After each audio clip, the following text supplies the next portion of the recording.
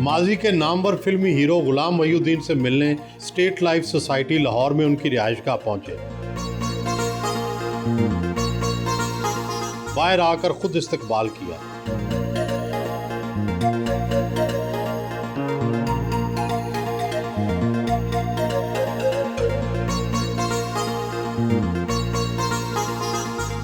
Pakistani film पर 48 साल का तवील कैरियर, 300 से जायद शानदार फिल्में, लेकिन आज भी आप किराए के मकान में रहते हैं, जबकि बाकी बाबरा शरीफ हों या फिरदौस हों, उनकी बड़ी बड़ी गुलबर्ग में कोठियाँ।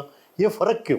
एक्चुअली मैंने भी मकान शिफ्ट किया, मैं दूसरा बनाना चाह रहा था, तो प्लॉट मेरे पास है, तो अक्टूबर में इंशाल्लाह मैं अपना दूसरा घर स्टार्ट कर रहा हूँ। मैंने काफ़ी घर चेंज किए ना, 4-5 जो अपने बनाए थे। मॉडल टाउन एक्सटेंशन में मैंने बनाया था कनाल पे, फिर फैसल टाउन में बनाया। अब जब से मैं यहाँ मूव हुआ हूँ तो फिर वो घर मैंने बेचा, फिर मैंने कनाल का प्लॉट लिया हुआ है, तो अभी इंशाल्लाह मैं उस पर शुरू करूँगा। माली हालात क्या उन हीरोइनों जैसे या बाकी एक्टरों जैसे नहीं रहे? काश मैं हीरोइन होता। कम मिलता था मुआवजा बाकियों से? नहीं, मुआवजा थोड़ा बहुत आगे पीछे सभी का होता था, लेकिन ये था कि हीरोइंस आपको पता है ऑलवेज प्रायोरिटी, वो फिर उनका मुआवजा ज़्यादा ही होता था। ये तो नहीं कि आपने अय्याशियों पर पैसे लुटा दिए हों और बाकियों ने पैसे बचा के ये प्रॉपर्टीज़ बना ली हों? नहीं, नेवर, कभी अय्याशी नहीं की मैंने, ये कभी नहीं हुआ। वैसे हाँ, मैंने खर्च बहुत किए। किस पे? वैसी दोस्ती यारी पे, पार्टीज़ हो रही हैं, बच्चों को लेकर घूमने चले गए, फिर बच्चों को मैंने आला तालीम दिलवाई अल्हम्दुलिल्लाह। बेटियां मेरी दोनों माशाल्लाह मास्टर्स किया हुआ है, 2-2, 3-3 सब्जेक्ट में। अली मेरा बेटा है, उसको इंग्लैंड में मैंने पढ़ाया, उसने BBA किया वहाँ से। तो ऑब्वियसली इन बातों पे तो पैसे खर्च होते हैं, और मैं समझता हूँ सुहेल भाई असल कमाई यही है आपकी। रेडियो पाकिस्तान से अपने कैरियर का आगाज़ किया। एक ज़माने में तो पैसे भी नहीं होते थे, पैदल चलकर बसों पर सफ़र करते थे। कब खुशहाली आई? उस ज़माने में तो जब स्टूडेंट लाइफ थी ना, 100 रुपये मिलते थे रेडियो प्रोग्राम के। जब मैंने पहला प्रोग्राम किया बज़ में तलबा का, तो कॉलेज की तरफ से मैं गया था, तो उसका चेक मुझे मिला था 100 रुपये का। वो जब मैंने कैश करवाया चेक, तो मेरे दोस्त पहले से तैयार बैठे थे कि ट्रीट दो। तो रेडियो की कैंटीन में गया, मैंने सबको खाना खिला दिया, और 100 रुपये में 4-5 दोस्तों ने खाना खाया था मेरे। लेकिन माली हालात फिर बेहतर हुए थोड़े थोड़े से। जब मैंने मॉडलिंग की, वॉइस ऑफ अमेरिका किया, PTV किया। PTV से भी 500 रुपये का चेक मिलता था, लेकिन उस ज़माने में बहुत था, क्योंकि रिक्शा और टैक्सी का जो किराया था वो तो आनों में होता था। इंडस्ट्री में आने के बाद फिर माली हालात बेहतर हो गए फिर अल्हम्दुलिल्लाह। कब आए इंडस्ट्री में? मैं 75 में। आपके दादा तो हैदराबाद दक्कन से थे? यस, बिल्कुल। और फिर कहाँ आगे सेटल हुए? दादा की तो मेरी बहुत जगह से पोस्टिंग होती रही। ब्रिटिश इंडिया के दौर में गुरदासपुर में उनके ट्रांसफ़र हो गई, वहाँ से दिल्ली चले गए। मेरे ग्रैंडफादर जो थे वो कमिश्नर थे दक्कन हैदराबाद के। फादर मेरे पुलिस में थे। तो मेरी फैमिली में मार्शल रेस के काफ़ी लोग हैं। तो उसके बाद फिर जब हैदराबाद दक्कन के कमिश्नर बने मेरे दादा, तो मेरे फादर भी पुलिस ज्वाइन कर चुके थे। फिर कुछ वहाँ के माहौल से उन्होंने महसूस किया कि यहाँ प्लेजरिज्म है थोड़ा, तो उससे फिर मेरे फादर ज़रा डिसहार्टेड हुए। फिर एक मुस्लिम कंट्री बन रही थी, बड़ी रिलीजियस फैमिली है मेरी, तो उन्होंने कहा नहीं पाकिस्तान मूव कर जाएं। फिर पाकिस्तान मूव कर गए, फिर कराची आ गए, फिर मैं लाहौर आ गया। आप लाहौर आ गए? मैं लाहौर आ गया को छोड़ के? नहीं, पेरेंट्स तो मेरे वहीं पे है ना। अम्मी अब्बा का तो इंतकाल हो गया, अल्लाह मग़फ़िरत करे। लेकिन इंडस्ट्री में आने के बाद फिर ऑब्वियसली यहाँ काम ज़्यादा था, तो फिर मैं लाहौर मूव कर गया। तो देन आया मैं लाहौर। बच्चों की शादियाँ भी यहीं हुई हैं लाहौर में। लाहौर पंजाबी फैमिलीज़ में? जी जी बिल्कुल। आपकी वालदा का तल्लुक़ तो बम्बे से था? अम्मी बॉम्बे से थी मेरी, यस। मेरा नाना भी पुलिस में थे वहाँ। अच्छा जी हाँ। बम्बे और हैदराबाद का कॉम्बिनेशन कैसा था? फैमिली का माहौल कैसा था? ऑब्वियसली उस ज़माने का माहौल तो मुझे नहीं पता, लेकिन बहुत सादगी, और बहुत जब मैं होश मैंने संभाला तो मैंने देखा कि मेरे घर में बहुत सादगी थी। कभी कोई बनावट, कोई तसन्नो, इस तरह की कोई चीज़ नहीं थी। आपस में बहुत प्यार मोहब्बत थे। मेरे चचा अपने बच्चों के साथ आते थे घर पे, वो 10-15 दिन रहते थे, कभी हम लोग जाया करते थे छुट्टियों में। तो माहौल बहुत अच्छा था उस ज़माने में। आप कितने बहन भाई हैं? हम लोग 5 भाई 3 बहनें, लेकिन एक भाई का मेरे जो मुझसे छोटा था नंबर 4, उसका इंतकाल हो गया था। हम 4 भाई हैं 3 बहनें हैं बस। गुलाम मोहिउद्दीन से गुल्लू भाई का सफ़र कैसे तय हुआ? ये हुआ ऐसे था कि मैंने एक टीवी का प्ले किया था, तो उसमें मेरा कैरेक्टर बड़ा हिट हुआ था, उसका नाम था गुल्लू। तो मैं थोड़ा थोड़ा लाइमलाइट में आना शुरू हो गया था, तो लोगों ने मुझे गुल्लू कहना शुरू कर दिया। फिर जो बेतकल्लुफ़ थे वो गुल्लू कहते थे, जो छोटे थे गुल्लू भाई, बड़े वो गुल्लू भाई। आप उर्दू स्पीकिंग थे, उर्दू फिल्मों में तो काम किया ही किया, आपने तो पंजाबी फिल्मों में भी भरपूर हिस्सा लिया। ये बताएं कि पंजाबी लबो लहजा कहाँ से सीख लिया?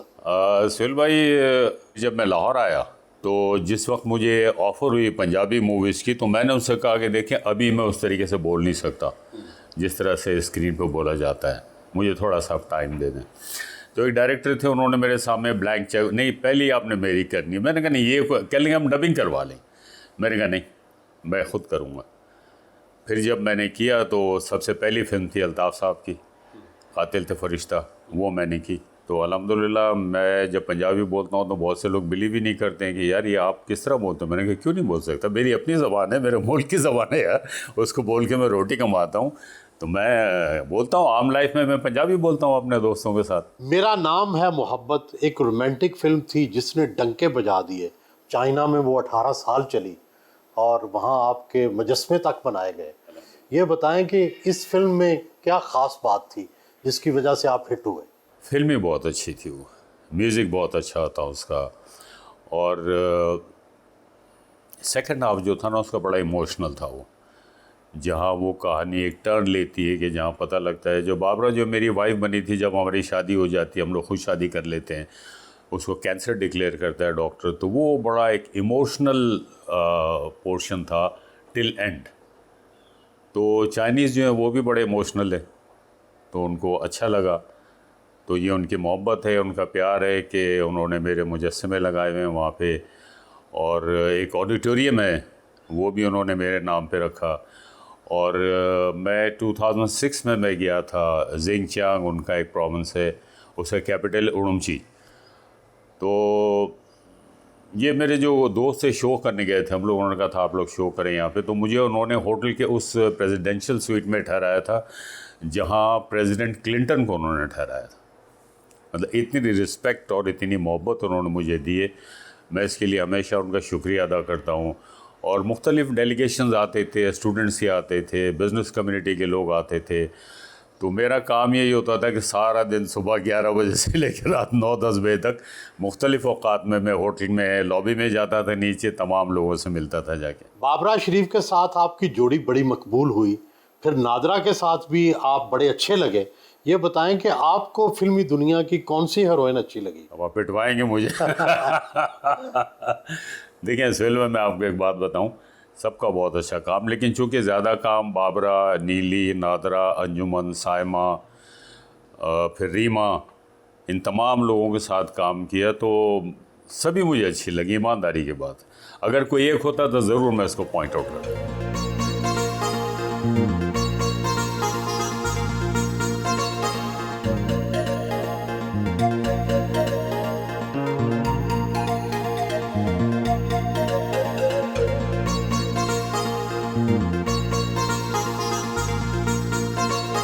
बेटे के हमरा चाय पी। आप खुद भी अदाकार हैं, वालिद भी अदाकार। ये बताएं वालिद की सबसे अच्छी चीज़ क्या लगती? बीइंग एन एक्टर अगर आप मेरे से पूछते हैं, मेरे हिसाब से मैं कहूँगा कि अगर एक क्वालिटी मुझे बतानी होगी तो दैट वुड बी डिसिप्लिन। और बतौर वालिद ये कैसे रहे? कितनी सख्ती की, कितनी दफ़ा मारा? सख्ती तो कभी भी नहीं थी, ना वालिद साहब की तरफ से ना वालदा की तरफ से। बहुत अच्छा फ्रेंडली रिलेशन रहा है हमेशा से। तो डांटते किस बात पे या नाराज़ किस बात पे होते हैं? नाराज़ तो नहीं उस तरह से कभी मैंने देखा होते हुए, ना गुस्सा होते हुए कभी मैंने उस तरह से देखा। बट ये है कि अपना कभी काम होता है, कहीं जाना होता है, कुछ होता है, तो जिन चीज़ों को लेके अपने लिए पर्टिकुलर हैं उनकी वजह से कभी हो तो हो, बट अदरवाइज़ वैसे कभी उस तरह का माहौल नहीं मैंने देखा कि कोई गुस्से में हो या एक एक डर सा एक फैला हुआ हम लोगों में बीइंग किड्स, तो वो हम लोगों का कभी भी नहीं रहा उस तरह से। अच्छा, ये बताएं कि एक्टिंग के जरासीम वालिद से आए हैं या आपने खुद ही डेवलप किया? ये सुहेल साहब, मुझे लगता है दोनों साइड से आए हैं, वालिद साहब की तरफ से भी, थोड़ा सा वालदा की तरफ से भी। वालदा भी आप जो है वो उन्होंने टीवी सीरियल की हुई है। जी अल्हम्दुलिल्लाह, she was the main actress, she was the lead actress. खुदा की बस्ती एक प्ले था उसमें, तो मुझे लगता है कि ये कॉम्बिनेशन है थोड़ा सा अब्बा की तरफ से, थोड़ा सा अम्मी की तरफ से, कुछ थोड़े से अपने जरासीम भी हैं। तो आप बिजनेस क्या करते हैं? मेरा अपना रियल एस्टेट का बिज़नेस है जी। आई मीन टू कंस्ट्रक्शन, मैं पाकिस्तान में घर बनाता हूँ, उसके अलावा मैं रियल एस्टेट का काम करता हूँ दुबई में। हम लोगों का वहाँ पे प्रॉपर्टीज़ का सेटअप है, तो मीडिया है, फिल्म इंडस्ट्री है, उसके अलावा रियल एस्टेट है, और यही दो चीज़ें मेरा ख्याल जो मुझे काफ़ी बिजी रखती हैं। अब आप वालिद को सपोर्ट करते हैं या वालिद आपको सपोर्ट करते हैं? बाप का होना ही एक इन इटसेल्फ, एक उनकी मौजूदगी ही इटसेल्फ एक बहुत बड़ा सपोर्ट होती है। खाली एक इस चीज़ का एक एहसास होना कि चलो अगर मेरे से कोई गलती हो भी जाए तो पीछे अब्बा के पास मैं चला जाऊंगा और वो टेक केयर कर लेंगे, वो संभाल लेंगे। तो सपोर्ट यही मेरे ख्याल से बहुत बड़ी सपोर्ट है। बाकी चीज़ें तो वो तो आनी जानी चीज़ें लाइफ में। मैं कभी उधार मांगता हूँ, उससे मैंने कहा यार कुछ पैसे हो, पिछले तो आपने वापस ही नहीं मैं क्या इकट्ठे ले लाया अरे टाइट है।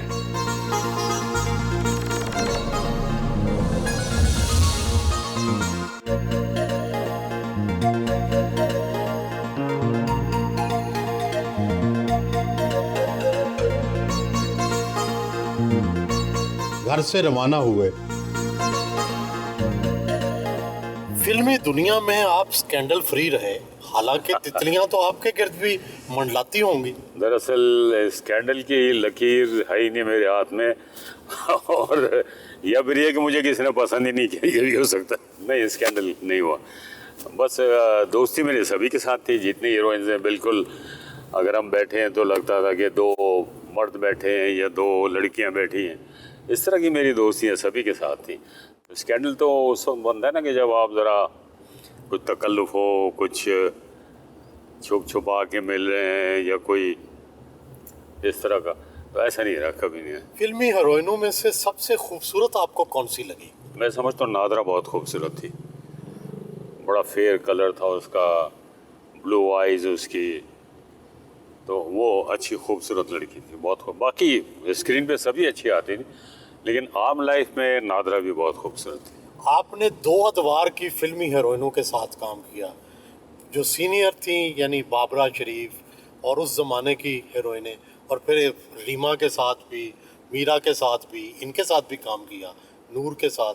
तो आपको किस ज़माने की हीरोइनें ज़्यादा अच्छी अदाकारी में लगें कि उनकी अच्छी अदाकारी है? मेरे साथ जितनी भी हीरोइंस ने काम किया ना, जो मेरी सीनियर, लेकिन जो मुझसे जूनियर थी, उसमें लास्ट जो काम में दिलचस्पी लेना, मेहनत करना, अच्छी परफॉर्मर, वो रीमा। बाबरा शरीफ और उस ज़माने की जो अदाकाराएँ थी, उनमें से कौन अच्छी थी? उसमें बाबरा भी बहुत मेहनत करती थी, बहुत मेहनती थी वो, और जो मेरी सीनियर थी एक रानी बेगम, वो भी बहुत मेहनती, बहुत अच्छी थी, साइमा, अंजुमन। मर्द अदाकार जो थे आपके साथी, उनमें से किसकी अदाकारी और किसकी परफॉर्मेंस जो है उससे आप मुतासर रहे? अलाउद्दीन साहब, मोहम्मद अली साहब, ये लोग वो थे जो कोई भी उनको कैरेक्टर देने, डिफरेंट, वर्सटाइल आर्टिस्ट थे वो, और बहुत इन्वॉल्वमेंट के साथ ये काम करते थे। आपकी ज़िंदगी का सबसे खुशगवार लम्हा कौन सा था, और वो कौन सा जब आपको बहुत शदीद सदमा हुआ? मेरी पहली फिल्म जब कामयाब हुई, मेरा नाम है मोहब्बत, तो लोग शबाब साहब के पास जाते थे और फिल्म रिलीज़ होने से पहले वो मुझसे सही तरीके से सलाम दुआ भी नहीं करते थे। जब फिल्म अल्लाह ने हिट करवाई तो फिर वो शबाब साहब के पास जाने लगे कि ये हमें साइन करवा दें। शबाब साहब मुझसे कहते थे, मैंने कहा ठीक है मैं करता हूँ, आप हुक्म करें। तो किए फिर फिल्म में। वो लम्हात जो थे बड़े मतलब खुशगवार थे। मैं नहीं सोच सकता था कि अल्हम्दुलिल्लाह मेरी फिल्म इतनी कामयाब होगी, और वो तो ज़ाहिर है शबाब साहब का क्रेडिट है। बहुत अच्छी कहानी, बहुत अच्छा म्यूज़िक, बहुत अच्छे तरीके से उन्होंने एग्जीक्यूट किया। तो वो लम्हात जो थे मेरे लिए बड़े अच्छे थे कि अच्छा जी अब सिफारिशों से मुझसे फिल्म करवा रहे हैं। सोगवार लम्हा कौन सा था? सोगवार लम्हा भी एक ऐसा आया कि जब मेरे ऊपर एक बैड पैच आया तो फिर वही कहानी रिपीट हुई। जो लोग शबाब साहब से कहते थे कि हमें साइन करवा दें गुल्लू को, जब बैड पैच आया तो फिर उनके रवैये तब्दील हो गए। मैंने कहा यार ये कैसे लोग हैं, अब क्या हुआ इनको? उन्होंने मुझे कहा कि जी आपका काम हो चुका, ये 5-6 साल आपने जितना काम करना था आपने कर लिया, अब जाएं कोई और काम करें। मैंने कहा ओके। अब मैं आपको सुहेल भाई एक बात बताऊं, फिर मैंने एक ख्वाब देखा और ख्वाब में मैंने ये देखा कि कोई रूहानी शख्सियत है, बारिश, सफ़ेद रंग उनका, गोरे चिट्टे सफ़ेद दाढ़ी, वो एक झलक सी आई और उन्होंने आके मुझे हौसला दिया, घबराओ मत। होता ना एक ख्वाब याद तो नहीं रहता लेकिन उसका जो तज्जिया आप करें तो ये होता है। उसके बाद अल्हम्दुलिल्लाह फिर 250 फिल्में मैंने फिर की, फिर वो लोग आ गए दोबारा मेरे पास।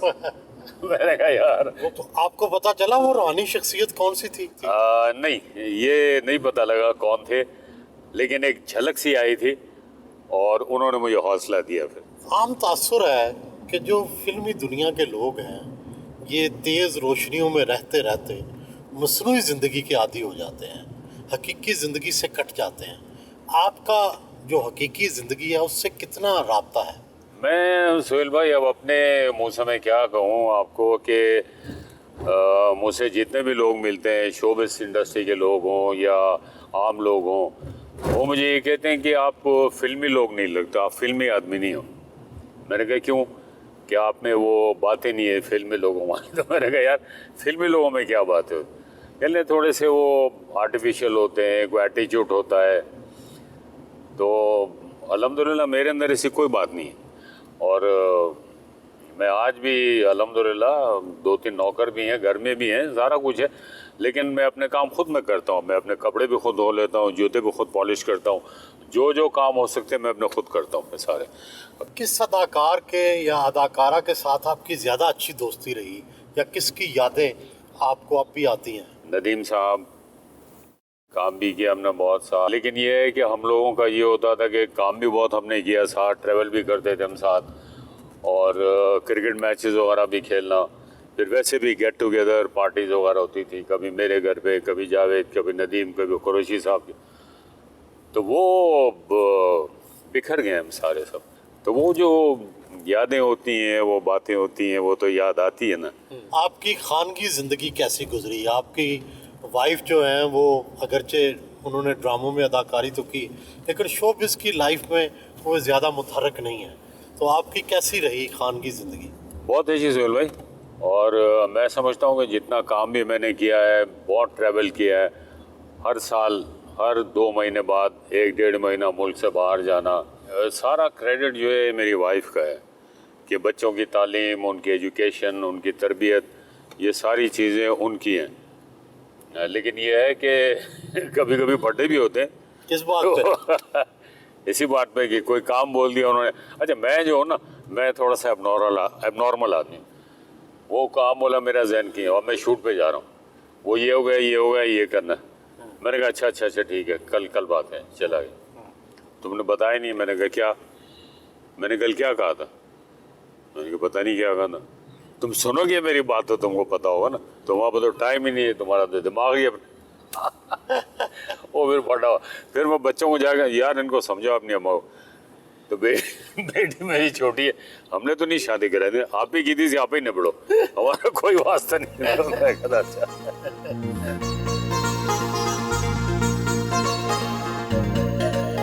डिफेंस में बीजी सलोन पहुंचे।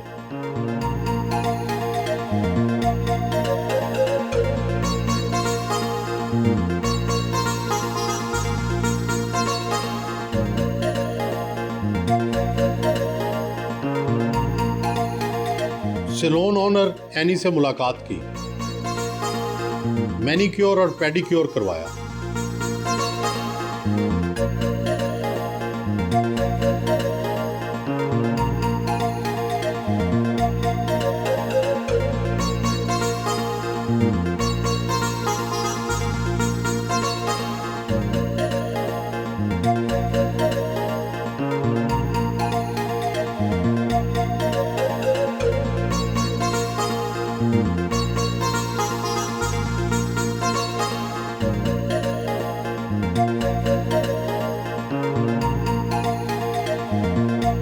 रिफ्रेशमेंट की।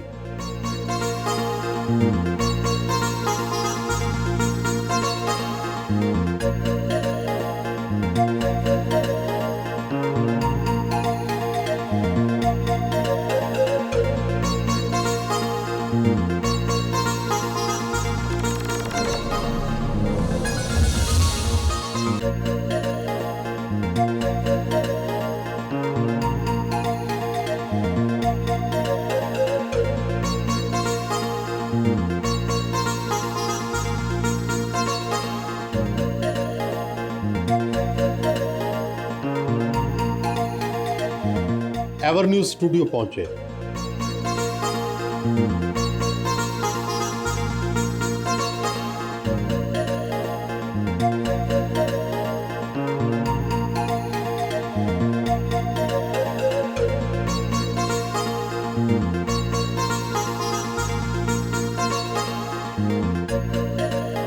राइटर डायरेक्टर परवेज कलीम से मुलाकात की।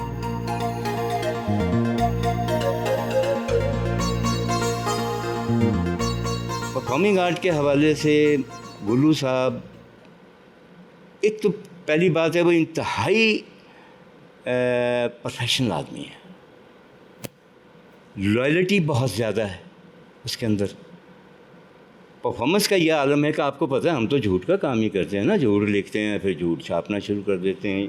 फिर शाह जी को कहा जी ये है जी शार्ट, आप ये बोलें जी, उन्होंने बोलना शुरू कर दिया। तो अच्छा किया या बुरा किया वो एक अलग बात है, लेकिन आप यकीन कीजिए उस झूठ पे मेरा ख्याल है जब सच का गुमान होने लगता है तो वो गुलाम मुहिउद्दीन बन जाता है। अली भाई उस दौर में बड़ा ज़बरदस्त कर रहे थे, तो गुल्लू साहब उनकी मौजूदगी में बड़ा मुश्किल होता है बड़ा साहब किसी के अहद में कोई शख्स अपना नाम कर ले। इन्होंने जितना भी काम किया बड़ी ही दयानतदारी मेहनत से काम किया, और आर्टिस्ट तो ये हैं ही बहुत अच्छे, ये इंसान भी बहुत अच्छे, और एक अच्छा इंसान ही एक अच्छा आर्टिस्ट हो सकता है, या एक आर्टिस्ट जो है जब तक अच्छा इंसान ना हो तो एक अच्छा आर्टिस्ट नहीं हो सकता। तो बेशुमार खूबियों के मालिक हैं। इनकी ज़िंदगी किसी स्कैंडल से भी पाक रही है, हर किस्म के स्कैंडल से भी इन्होंने जितना भी काम किया है बहुत ही दयानतदारी से और शराफत से काम किया है इन्होंने।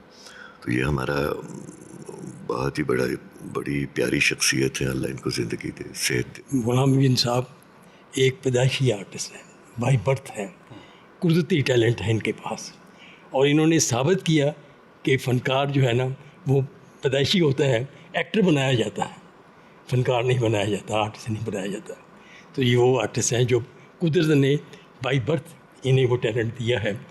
पहली बात इनकी जो आवाज़, जो वॉइस, फिर दूसरा इन्होंने अपना वो टैलेंट जो वो साबित किया पहली फ़िल्म में, मेरा नाम है मोहब्बत। ऐसे इंसान बहुत कम होते हैं, और अपने काम का तो जो उन्होंने रिकॉर्ड बनाया वो तो किसी जगह छुपा है ही नहीं है। जितना भी इन्होंने काम किया बेहतरीन काम किया, और हर हीरोइन के साथ काम किया, चाहे वो रानी बेगम थी, आसिया बेगम थी, ज़ेबा बेगम थी, दीबा थी, जिनके भी साथ है प्रॉपर पेड़ इनका नज़र आया। जब शुरू में आए तो क्या जनाब एक पर्सनैलिटी थी, एक इनके बालों का स्टाइल, यंग बॉय, और लोग उस वक़्त बड़ा एक बूम पीरियड था इंडस्ट्री का। लोग गेट पे खड़े होते थे, जैसे किसी की गाड़ी एंटर होती थी तो अंदर आना भी मुश्किल हो जाता था। ये उन दिनों की बात है, 76-75 की बात है। फिल्म इंडस्ट्री में 3 गुलाम मुहिउद्दीन हैं।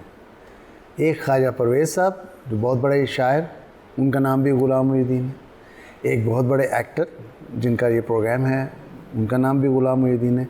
और एक आपके सामने बैठे हैं, मेरा नाम भी गुलाम मुहिउद्दीन है। इस बात ने हमारी दोस्ती को बहुत पक्का किया। हम गुल्लू भाई उनको बोलते हैं। बहुत कम लोग जानते हैं वो कितने बड़े इंसान हैं, कितने मोहब्बत करने वाले इंसान हैं, कितने अच्छे दोस्त हैं, और ये सारी खूबियाँ उनमें हैं। टाइम के कितने पंक्चुअल रहे हैं वो। लोग घड़ियाँ मिलाते थे। एक मोहम्मद अली साहब में ये बात थी और दूसरी गुलाम मुहिउद्दीन साहब में। हमारी फैमिली फ्रेंडशिप रही है, और जिस ज़माने में हम वडेरा बना रहे थे, मैं लिख रहा था, वो काम कर रहे थे, दाऊद भट्ट जो हैं वो डायरेक्टर थे, फ़ारूक मलिक उसके प्रोड्यूसर थे, हम एक टीम हुआ करते थे। तो जब टीमें बनती हैं तो फिल्में बनती हैं और कामयाब होती हैं। पाकिस्तान फिल्म इंडस्ट्री को 8 अगस्त 1975 को नासिर अदीब मिला, और 8 अगस्त 1975 को ग़ुलाम मोहिउद्दीन और बाबरा शरीफ जैसे आर्टिस्ट मिले। मैंने पाकिस्तान फिल्म इंडस्ट्री में इतना कमिटेड आदमी और इंडस्ट्री के साथ इतना डेडिकेटेड आदमी और इतना पंक्चुअल आदमी मैंने अपनी पूरी ज़िंदगी में नहीं देखा। कभी ऐसा आज तक नहीं हुआ, 50 साल मैंने ज़िंदगी में जो देखा, कि कभी ये शिकायत आई हो कि ग़ुलाम मोहिउद्दीन सेट पर 5 मिनट या 2 मिनट लेट पहुंचा हो।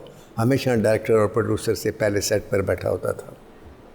लेकिन एक उसमें नक्श था जो आज भी है, वो ये कि उसने अपना स्टाइल बनाना नहीं सीखा, एटीट्यूड बनाना नहीं सीखा, और बड़े लोगों के और बड़े एक्टरों की तरह उसने सेट पर लेट आना नहीं सीखा, प्रोड्यूसर को तंग करना नहीं सीखा, शूटिंग कैंसिल कराना नहीं सीखा। और शायद उसकी यही अच्छाई और उसकी यही आजिज़ी जो थी, वो उसको वो मकाम न दिला सकी जिस मकाम का वो आर्टिस्ट मुस्तहिक था।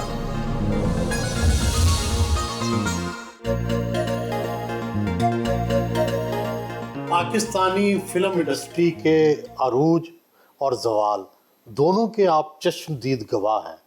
ये बताएं कि हमारे पड़ोसी मुल्क में तो फिल्म ने तरक्की की और यहाँ फिल्म को जवाल आ गया, वजह क्या है? वजह सुहेल भाई ये हुई है कि हमारे पास किसी भी शोबे में सेकंड लाइन नहीं होती। और दूसरी बात यह है कि with in the period of 15 to 20 years तकरीबन 90% लोग इंतकाल कर गए। तो एक बहुत बड़ा गैप आया, सेकंड लाइन इतनी मजबूत नहीं थी। दूसरा ये हुआ कि सिनेमा हाउसेस डिमोलिश होते रहे। साबिक सदर साहब ने VCR को लीगलाइज कर दिया, ज़िया-उल हक साहब ने। उसके बाद घर घर इंडियन फिल्में चलनी शुरू हो गई। हमारी फिल्मों को सिनेमा हाउसेस नहीं मिलते थे, ठीक है ना। तो ये सारी प्रॉब्लम्स हैं हमारे पास। अब ये है कि जब से ये डिजिटल सिनेमा हाउसेस बने हैं तो इनसे थोड़ा कुछ बेहतर हुआ है। फिर हमें ओवरसीज़ मार्केट भी अभी मिली है, अमेरिका, कनाडा, इंग्लैंड, ये वो। आपने कई गैर मुल्की फिल्मों में भी काम किया और कई गैर मुल्की अदाकाराओं के साथ भी काम किया, ये तजुर्बा कैसा रहा? जी हाँ, एक जॉइंट वेंचर था पाकिस्तान और थाईलैंड का, आग और शोले नाम था उस फिल्म का। उसमें साथ थाईलैंड की हीरोइन थी और प्रायमा नाम था उसका, और पूरी फिल्म थाईलैंड में बनी थी। हाफिज साहब डायरेक्टर थे उसके। और एक फिल्म मैंने की थी सईद रिजवी साहब की तिलिस्मी जजीरा, उसमें रशियन लड़की जो थी वो मेरे साथ हीरोइन थी।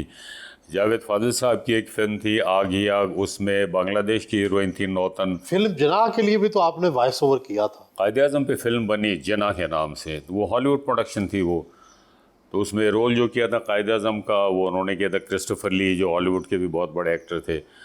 वो डबल वर्जन में थी, एक एशियन कंट्रीज़ के लिए और इंग्लिश में ऑल ओवर द वर्ल्ड। तो उसमें उनको ज़रूरत थी कायद-ए-आज़म के उर्दू वर्जन के लिए। तो उन्होंने मुझसे भी कांटेक्ट किया और बेशुमार लोगों से किया। फिर उन्होंने मेरा ऑडिशन किया। तो फिर 8-10 दिन के बाद उनकी कॉल आई मुझे कि आप अप्रूव्ड हो। मैं बड़ा एक्साइटेड था। तो मुझे प्रोड्यूसर कहने लगे, आप पेमेंट की बात करें, क्या लेंगे? मैंने कहा जो मर्जी दो, तो नहीं भी दोगे तो ना दो, ये मेरे लिए एक ऑनर है, मेरी तरफ से ट्रिब्यूट है कायद-ए-आज़म के लिए। बहरहाल उन्होंने मुझे पैसे भी दिए। और भी आपने वॉइस ओवर्स किए हैं बड़े? जी हाँ, अभी रिसेंटली वो एक फिल्म आई थी डोंकी किंग, उसमें जो किंग का कैरेक्टर था उसका वॉइस ओवर मैंने किया। उससे पहले टिकटॉक थी, वो मैंने किया। 8 निगार अवार्ड और तमगाए हुस्न कारकर्दगी, क्या आप मुतमिन हैं कि आपको आपकी फिल्मी खिदमात का सिला मिल गया? जी बिल्कुल ठीक है। एक दफ़ा इलियास रशीदी साहब ने मुझे कहा था कि आज मैं आपको एक बात बताऊं। मैंने कहा बताएं। कहने लगे आपके कम से कम 12-13 निगार अवार्ड होते हैं, लेकिन आपको 8 मिले। मैंने कहा क्यों नहीं मिले? फिर कहने लगे हम पे भी कुछ प्रेशर होता है, कुछ बातें ऐसी होती हैं, हमारी भी मजबूरी है। आपने 300 फिल्मों में बहुत मुतनव्वे किरदार अदा किए, लेकिन फिर भी इंसान की ख्वाहिश तो होती है कि कोई ऐसा किरदार जो आप अदा करना चाहते हो और अभी तक ना कर चुके हो। गूंगे का कैरेक्टर हो जो बड़ा भरपूर कैरेक्टर हो। किसी ज़माने में तो आप पीपल्स पार्टी से हमदर्दी रखते थे, अब आजकल आपकी सियासी जो है रुझान किधर है?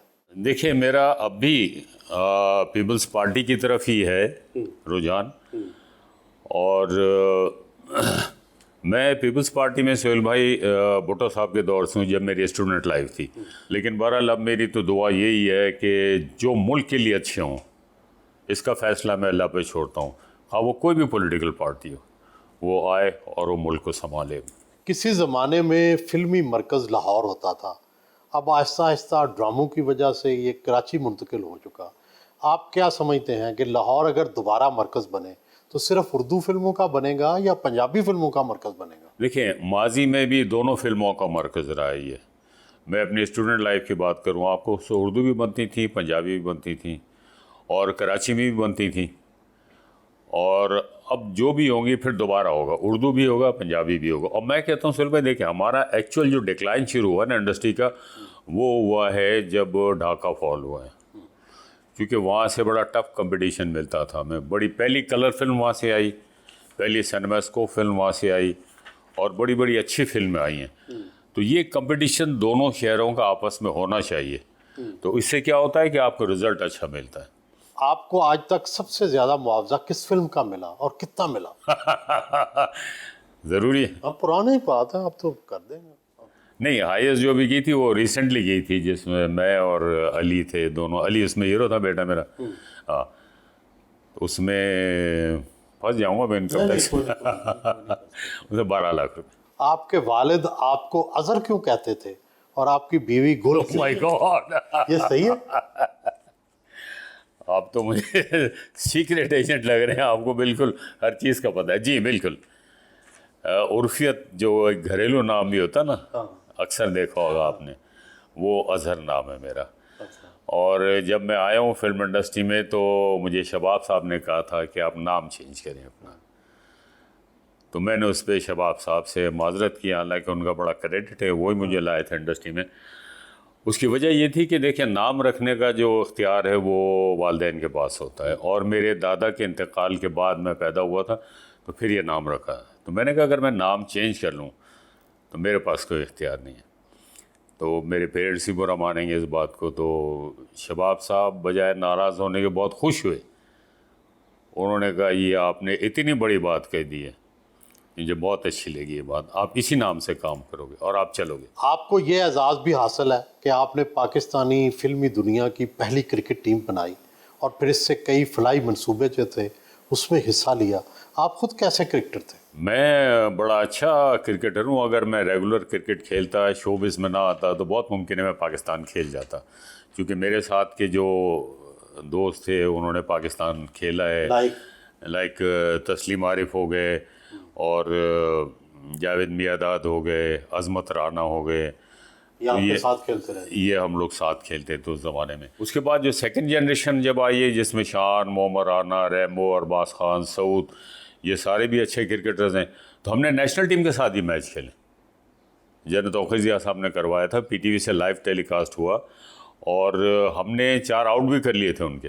तो जो सीनियर प्लेयर्स थे वो गए इन्होंने हल्का ना लेना, ये छुपे रुस्तों में ये कोई पता नहीं क्या कर जाए। ये बताएं कि ईद कैसे गुजारते हैं? ईद जो सबसे पहले तो सोहेल भाई सुबह उठ के जो हमारे मजहबी हमारे दीनी फ़राइज़ हैं वो होते हैं। सबसे पहले ऑब्वियसली ईद की नमाज़ होती है। उसके बाद फिर अगर मैं कराची में हूँ तो फिर अपने पेरेंट्स के क़ब्रों पे जाता हूँ। लाहौर में होता हूँ तो फिर यहीं दुआ करता हूँ उनके लिए, फातिहा ख़वानी। अब जब ईद उल अज़हा आएगी तो ज़ाहिर है फिर क़ुरबानी है, नमाज के बाद फिर लोगों से मिलना जुलना। और पता नहीं ईद के दिन में क्या बात है, बड़ी तेज़ी से गुजर जाता है ईद का दिन, लगता है 2 घंटे का दिन है। ये अजीब बात है, मैंने देखा है। आपको मौसीकी से दिलचस्पी, गायकी से दिलचस्पी है? कोई किसका गाना पसंद है? Singer of course madam Noorjahan and Mehdi Hassan साहब। उसके अलावा जो गैर फिल्मी हमारी सिंगर्स रही हैं, जैसे इकबाल बानो साहिबा हैं, फरीदा खानम साहिबा हैं, ये बहुत अच्छी हैं, रुश्दी साहब हैं, ए नैयर साहब हैं, और जितने सिंगर्स हैं ना सोहेल भाई, सबके गाने मेरे ऊपर हुए पिक्चराइज, मेल सिंगर्स जितने भी हैं सबके। बल्कि एक म्यूज़िक डायरेक्टर थे ना अमजद बॉबी साहब, कहने लगे काम तो करो। मैं कहने लगे मैं तो ऑडिशन करना, मैं क्यों, मैं गाना गवाना है। मैं कहा माफ़ कर दो, गाना मैं नहीं गवाना, मैं नहीं गा सकता गाना। तो बहरहाल हमारे पास बड़ा टैलेंट है, बेपनाह टैलेंट है, और बदकिस्मती ये है कि हम खुद नहीं मानते लेकिन बाहर के लोग मानते हैं।